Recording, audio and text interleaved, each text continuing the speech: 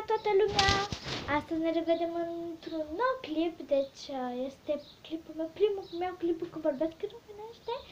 Deci o să vă arăt cum fac eu slime. Deci nu este slime, este pata slime, dacă o cunoașteți. Deci acum o să vă fac să vedeți.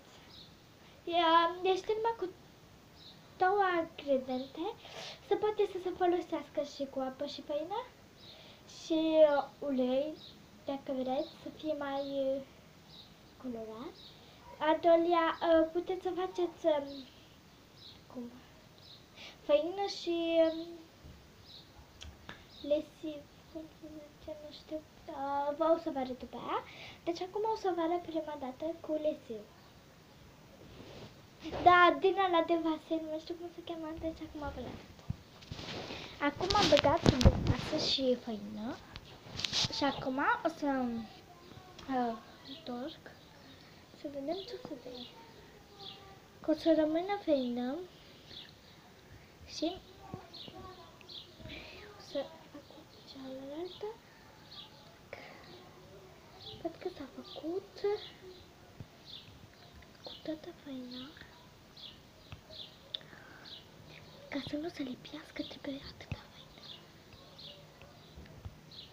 Deci, întorc și ne revedem. Deci, așa este acest slime.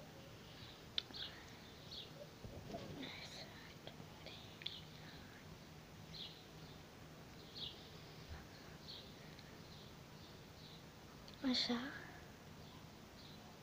Acum o să fac cu apă și făină. Este foarte fain. Îmi place foarte mult. Acum o să fac cu apă și făină. Am revenit. Am băgat deja apă. Acum întorc.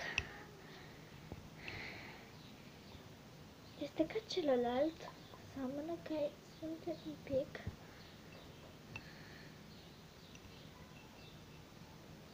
Le iau cu mânuța. Așa. Cu mânuța. Deci așa este acesta. Wow. Deci sper că v-a plăcut ce am făcut azi. Vă rog frumos să like-ați și să vă abonați și să comentați dacă vreți. Pa!